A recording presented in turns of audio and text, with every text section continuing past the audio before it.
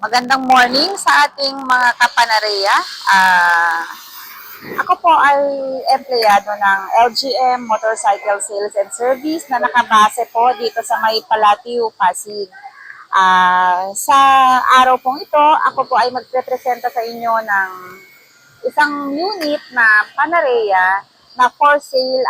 Pwede tayong magpulugan or cash basis. So, ang cash basis po nito is 70,000 and i-discuss ko po later kung magkano po ang ating down payment.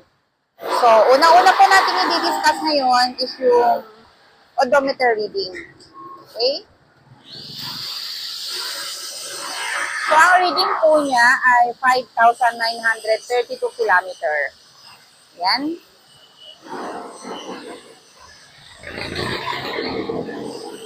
Yan.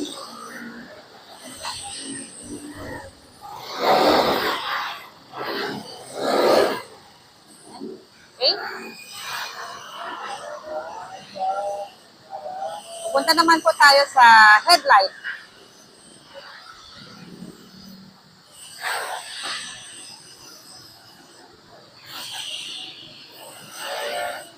Yan. Low. Ito po yung high. Working po sila lahat. Yan. Punta tayo sa busina. Stock po lahat yan. Pati side mirror. Stock po. Yan. Stock po lahat ng side mirror.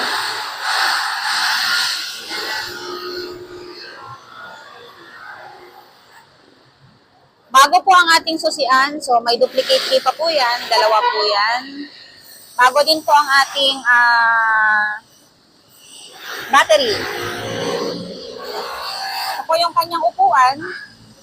Yan po yung kanyang feature. Ang mga gulong po niyan ay nasa 80% pa po, no? Ang lalim pa po niya, no? Malalim pa po. Wala pong butas yan. Yan. Makikita nyo po. Ayan po.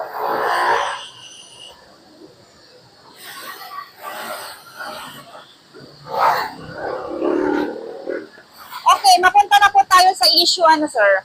Sir and ma'am. Ito po ang issue po niya. Ito po ang kanyang kaliwang foot peg ay hindi po siya nagre-rest. Kumbaga, hindi siya katulad nung sa kabila. Ito po.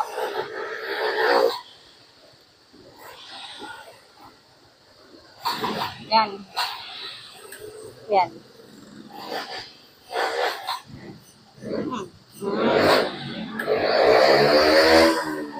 Ito po sa kanya, nasa kaliwa po, hindi na po siya bumabalik. So, kung bibilhin niyo po siya, nasa 800 pesos o 860, nasa ganun lang po ang presyo niya.